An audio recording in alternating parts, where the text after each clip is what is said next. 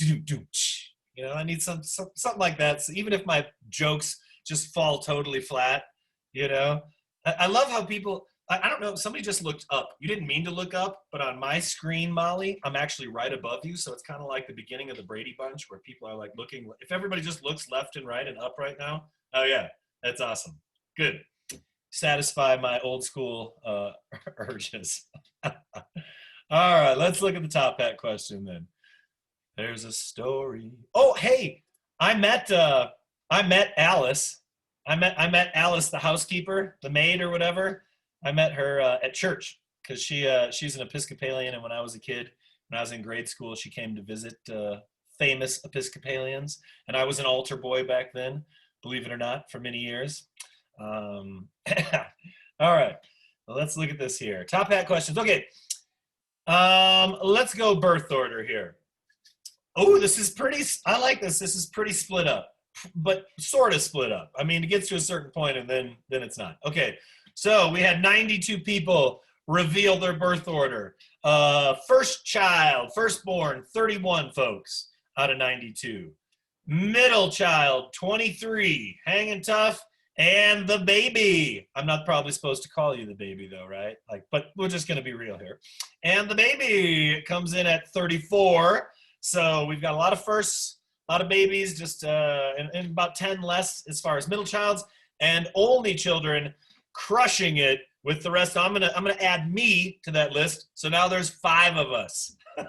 So again, sociologically, I'm always interested in the experience of not necessarily the masses, but that, you know, the other group that might be like less represented. So, you know, maybe we'll hear from some older children today if we're willing to speak up about our greatness. Has anybody here ever actually heard the Only Child's Prayer? Is there anybody who hasn't heard the Only Child's Prayer? Oh, okay. Well, let me recite it for you. It's a non-denominational prayer, so I'm not going to be crossing any religious boundaries here. Now I lay me down to sleep. I pray the Lord my soul to keep, and if I die before I wake, I pray the Lord my toys to break, so none of the other kids can have them. Hey-o! Thank you.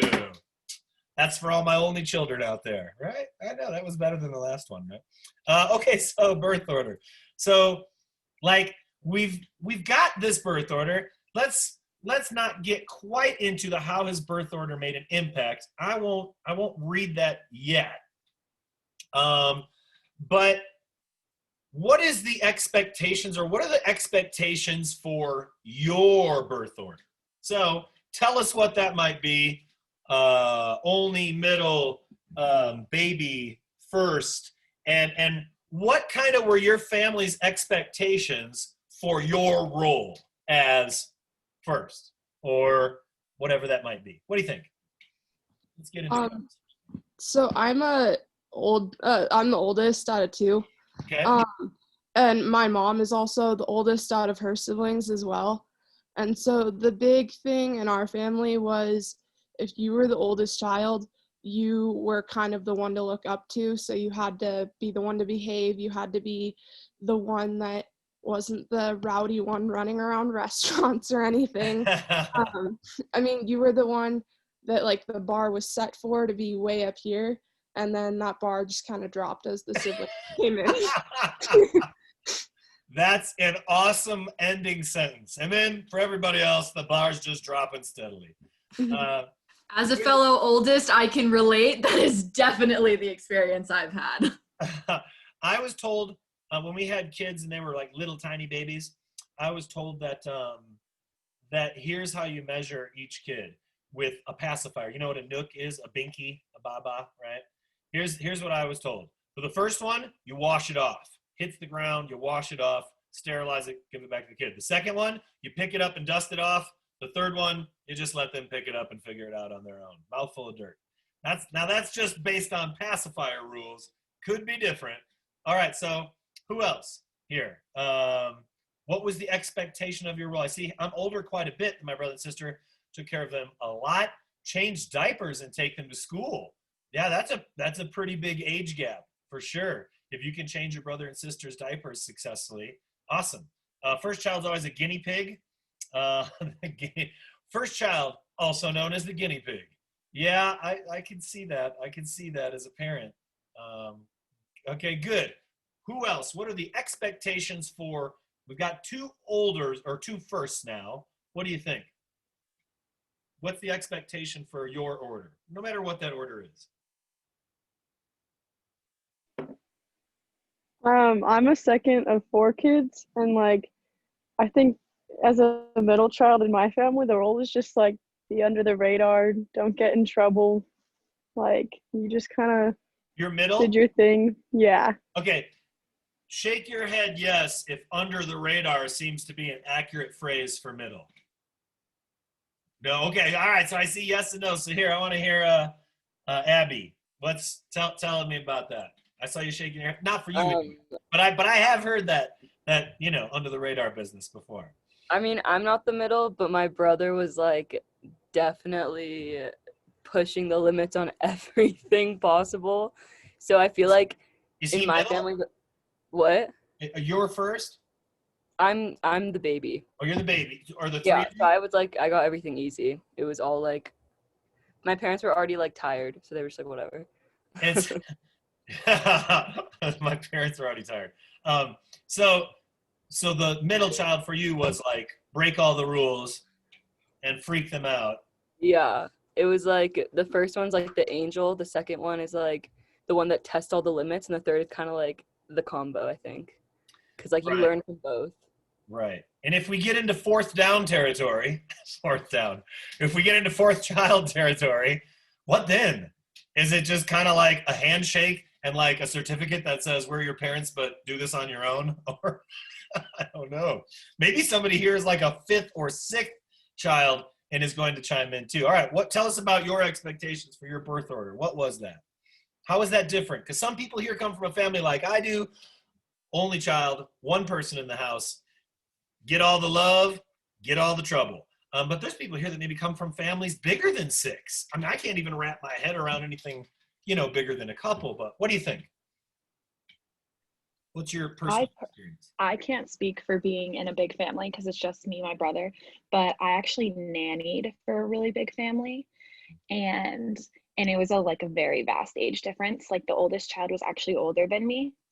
And so there was like 2 that were older than me. So when they weren't around, when they were around, I obviously didn't nanny, but the rest of them were like at 2 years apart, basically until a baby. And you could definitely see like the middle ones that were like on the older side, like trying to take control. And then like the babies were kind of just like completely out of control. And then there was like the one quiet one reading, but it was just like so many different personalities and it was a lot to handle, but you could definitely see how birth order took. I have a question. You just brought something interesting up, which is, what if you're not parenting for multiple kids? What if you're nannying for multiple kids? Do you nanny for those kids in the same way that people parent? like, do you just sort of ignore the older or the middle one, or is it like just focus on the tiny ones that need all the most help? Everybody, I mean, I guess I had never considered that. What about when a nanny takes over? Yeah.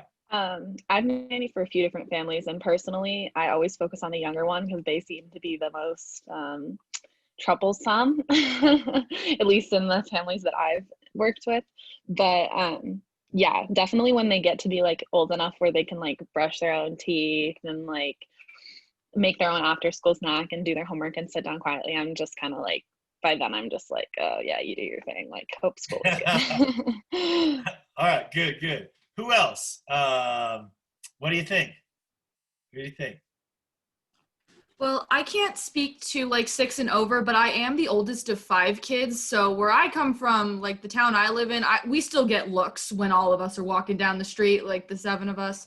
And it's definitely why interesting. do you perceive that? Because you dress creatively, or because family size? Because of the family size, the number of times we've been on vacation and gotten, whoa, that's a big family. Like we have gotten that a couple times. Which is interesting because to me 5 is not that big, but I also live in a family with 5 kids. But it's definitely very interesting because me and my sister, because I'm the oldest and my sister's the second oldest, but both of us have very like oldest sibling kind of personalities with like super responsible, always helping cook, all that sort of stuff. And we're actually really close in age. We're about 1.5 years apart. So we both kind of embrace that sort of oldest sibling aspect. Right. And then like the two youngest, two youngest brothers, both completely crazy and great, but they're super social, super run around, all that kind of stuff. But yeah, it's definitely interesting because I've also have friends who are the oldest of like one or oldest of two, and then it's very interesting to see our dynamics differ and whatnot, because I'd always have to, you know, go home right after school, start dinner, pick somebody up from something, and then everybody else is like, why? Like some of my friends who are like one of two, they're like, just tell, like, you can't just say like I can't pick them up right now. And I'm like, no, I'm like, both of my parents work. I have to, you know, play chauffeur a lot. Right. And it was kind of expected of that. That's interesting on cooking expectations, because your expectations were to come home that you might have to cook for other people. And as an only child, my expectation was that both parents would be at school, after school, beyond that, up to dinner time, and that I was pretty much going to fend for myself. So although I didn't have to cook for others, learning how to cook early was a thing, because when they're gone, you know, that's what I don't understand about my boys. Like, I have all this stuff that you could cook in like 5 minutes, and it's still a bowl of cereal. And I was a big bowl of cereal guy, but, you know, step your game up, bros. How about some toast?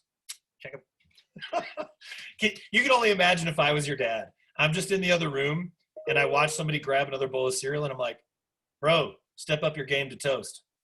I actually say those things to my kids in real time.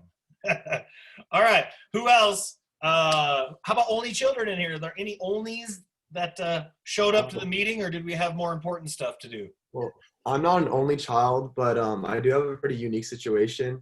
Yeah. I'm actually the youngest of three, and the difference between my age and my middle brother is 30. So Wait, 30 years? 30 years, yeah. Wow. Yeah. Like my middle brother's 45, and like, well, I mean, it's like not exactly 30 years. Like I'm 19, so I mean, like not exactly, but you know, around it. And Seems like it, right? yeah, and then my oldest brother is 50, so it's And- like totally different. So what's different about it? Like, is it like interacting with a parent for you at a young age, well, or are okay, they just really cool with you, and so you're all on the same age, or is that just happening?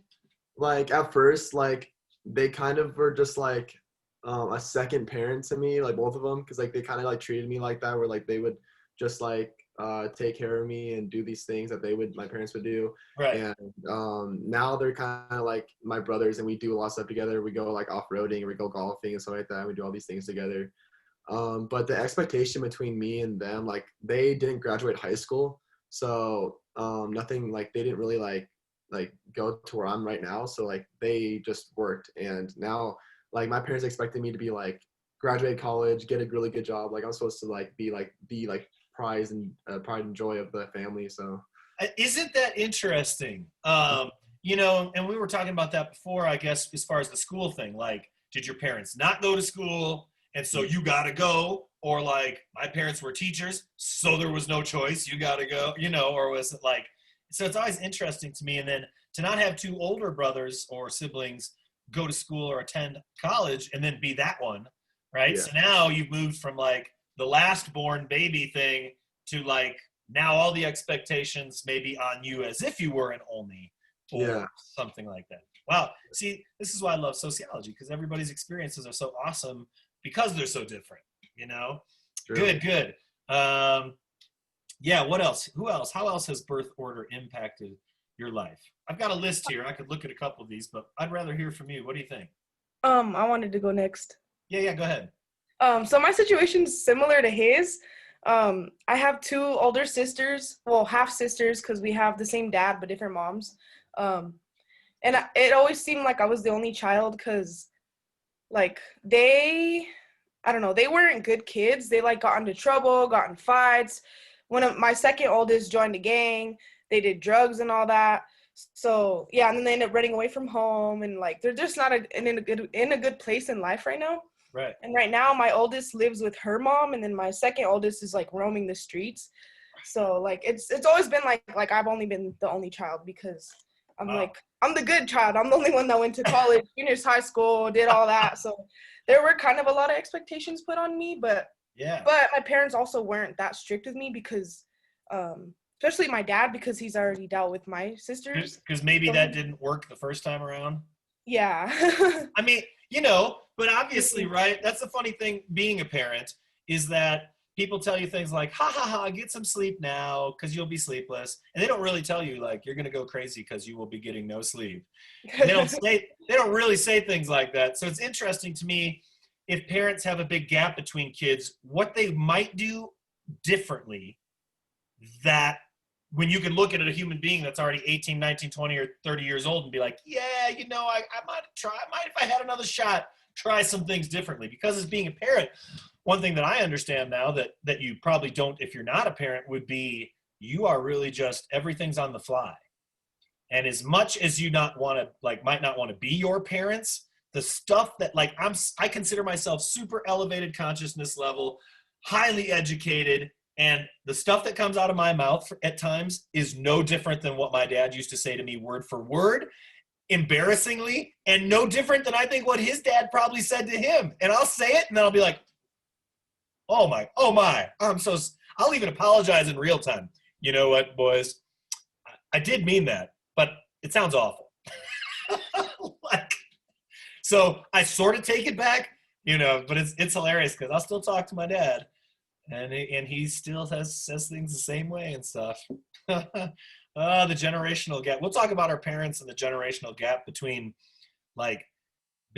us and your parents. I have 32 years between my dad and I, but that's 32 years of a guy that was growing up in the 50s. So there's so many things that I cannot genders, all sorts of stuff that I cannot relate with. And I'm curious if, let's say you're 18 and your parents are still older, but they have grown up and they weren't born in the 50s or 60s, maybe the 70s or 80s, whatever that might be. If it's a given that people are more open-minded or if they still have the same, hang-ups that people did as parents in the 40s or 50s, all that to me, again, sociology, so interesting. Somebody's pulling up their hair in a very patriotic way. Good job. All right. So who else? I have a boomer dad, Gen X mom, millennial older brother, and I have a variety of different worldviews. Society has fully labeled everyone in your family. Good. How else did birth order impact your life? Yeah, go ahead, Emily. So I'm an only child, and I think I know I'm an only child, and two of my roommates are only children as well.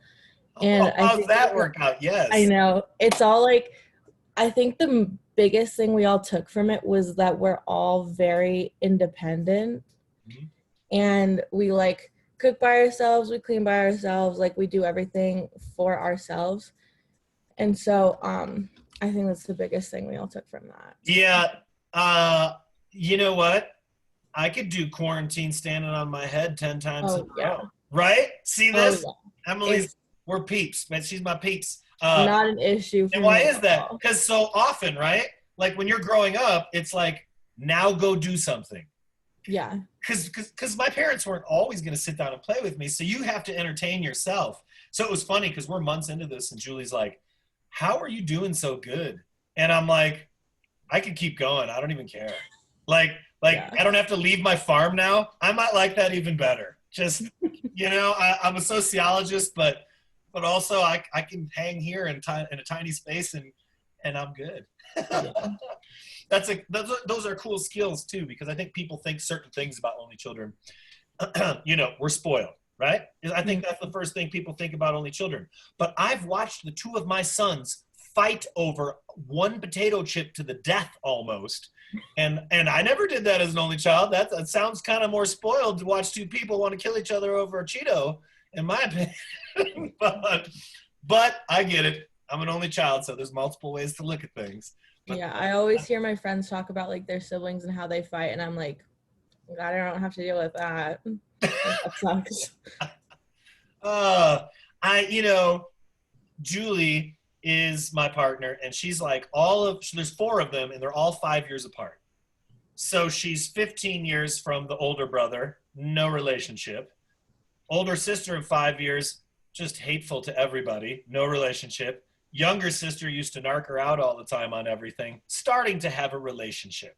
But I guess that one thing is funny about this is that just because you have brothers and sisters, there's no guarantee that you have a relationship that's like one of those things that we see on TLC, or I don't know, maybe that's not a thing, but one of those things where it's like, you know, you're bonding and you're fishing together, and you know, you might literally hate each other.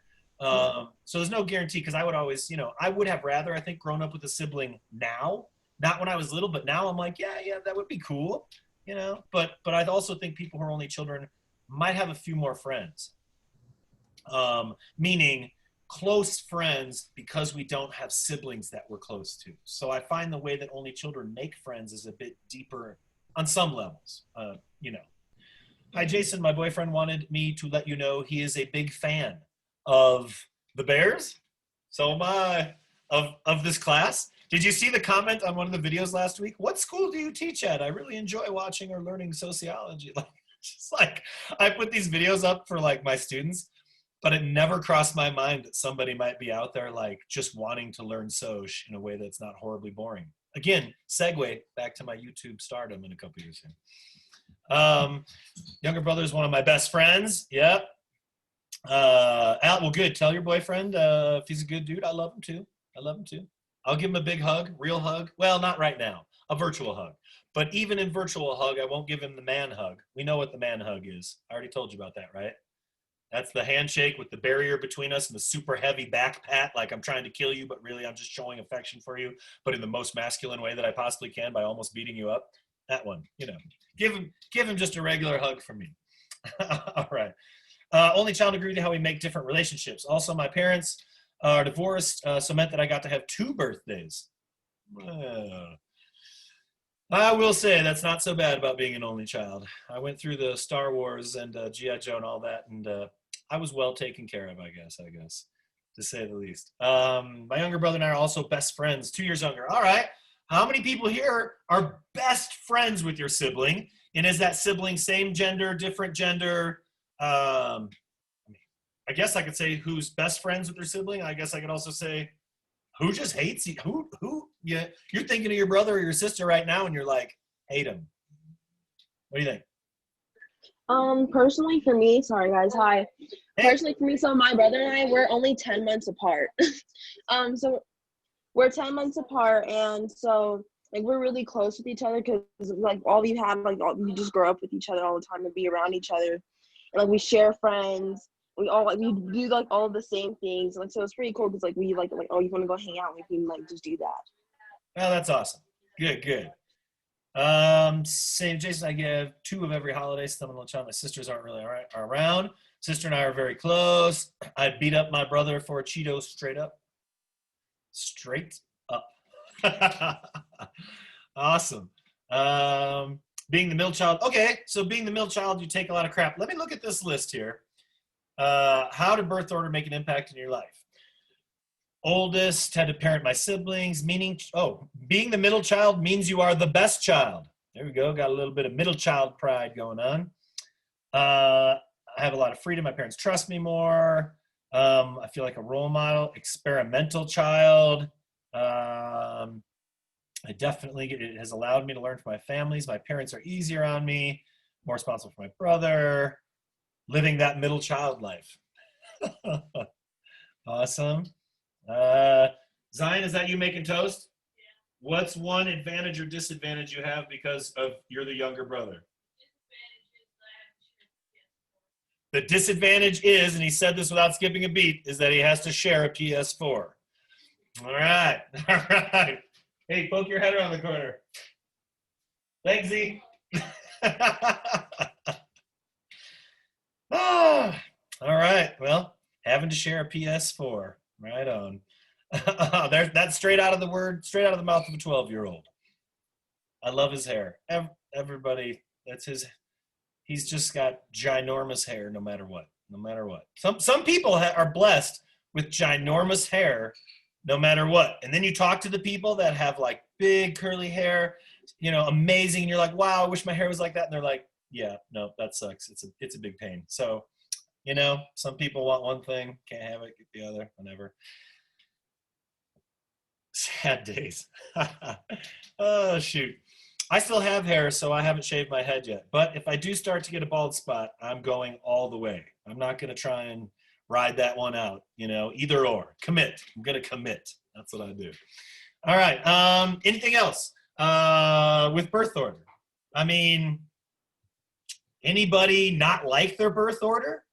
Like whatever, but you feel like it's been a burden, like a pretty big burden? I think it's been a burden for me. I'm the oldest and I'm first gen American, and I've just been having to experience things my parents have never experienced, and I'm kind of like the guinea pig child.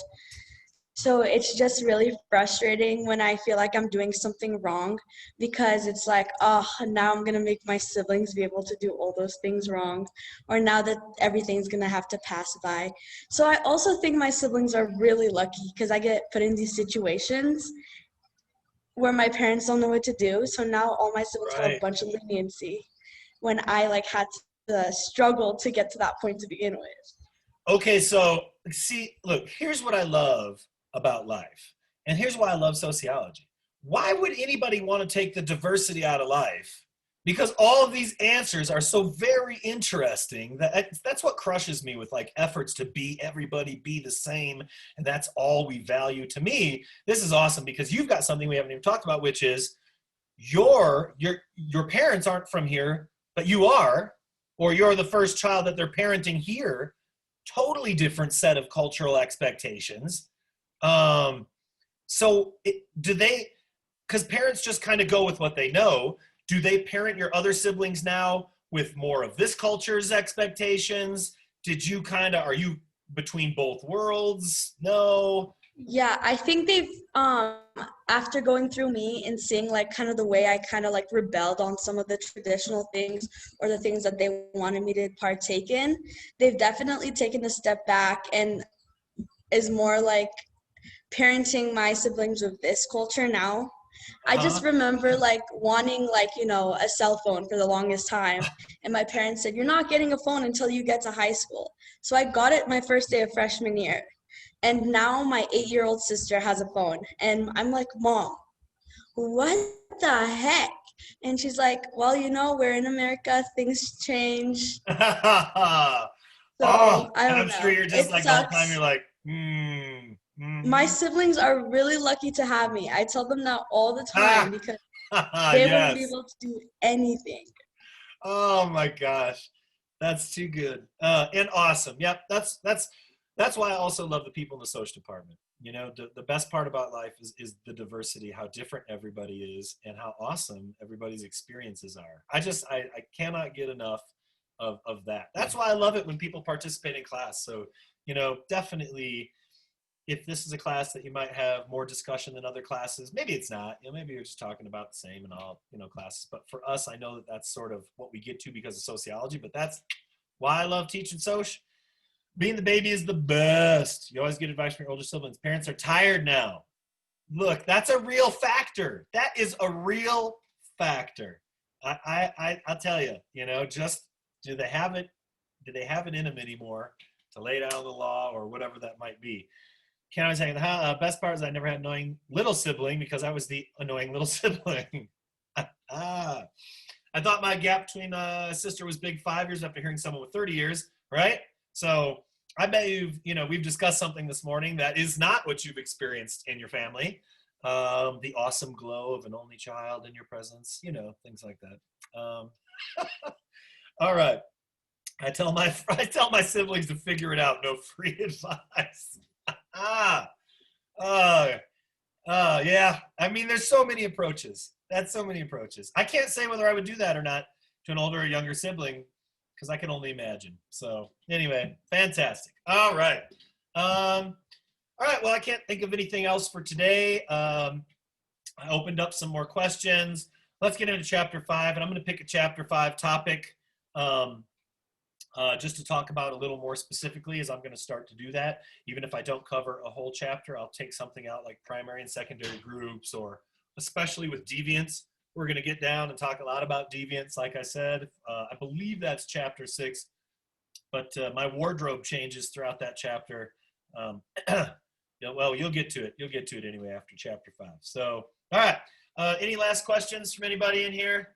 I'm going to go out, and we had it got down to just about 32 out here in the country last night. Not quite. I still covered up a bunch of plants because we've got a ton of stuff going in the garden still, since it's been over 2 weeks since that one little cold thing. It's been gorgeous in the 80s ever since. Now I feel like maybe we're getting into fall a little bit here, something like that. All right. Anything? Sort of just leave it open for another sec here. All right. So let me run down these things. Make sure that you're staying up with the lectures. Check those out. Chime in on the discussion as much as you can. You might as well go there right now, read what somebody says, and make a post, because easy points is what I'm talking about. Just like the Bears got with Nick Foles in the 4th quarter. I digress. I did get something, though, from the college about voting. And, you know, how to encourage people to vote, but do it neutral and whatever. I've already been talking about it, but it does have some good links in it. So check announcements, as I'm going to copy and paste that. Maybe you got it. The whole school got it already. Or maybe that's just something they send to teachers. But it had a lot of good links about registering to vote and things like that. So we only have another little over a month till our election. And so, yeah, and it said, the email said, and it was, okay, let me look at this. Here, I'm going to look at this quick because there was some interesting sociology. Okay. Fall teaching tip. Where is it? Teaching with voting. Okay, so, okay, here we go. This highly contentious election. It's America. It's always contentious, but perhaps this time more so. So 63% of respondents in a Harvard Youth poll indicated they will definitely be voting, which is 16 points higher than 2016 and the highest level since 2008. That is still, let me say it, a pathetic number. 63% not impressed. Add 16, still not impressed. If you have friends and they're not registered to vote, get them registered to vote, because you have an equal measure of power with other people in this democracy if you do so. I love it. And I want my students taking charge, because someday I need somebody to take care of me. And I want good, competent people like you folks to be the ones doing that. All right. But I got a while before that takes place, unless I decide to retire, like I said before. So anyway, dropped off your absentee ballot at the post office on Saturday. There you go. All right. I'm out. Have my brother and sisters, good things. Both my parents still finishing college when I was little. Oh yeah, good point, Robert. I mean, a lot of us here, it depends on our perspective, but getting guidance from those folks, whether you're like, nope, not giving you guidance, or whether you got that guidance, is pretty huge for the developmental, for how people develop. Anyway, all right, take care. Check announcements. And be good people and do good things. That's what I wanted to tell you. All right. And if you're in quarantine, is anybody, wave a hand? Is anybody here on this page in quarantine? All right. I'm looking at you, Alec. Saw you getting your coffee. All right. I'm putting all the energy in the world out towards you and everybody else who's in quarantine, all the good energy in the world. I'm going to give you one of these. Oh. Stay at home, bro. All right. Take care. Be safe. Be good people. Talk to you later, everybody. Peace.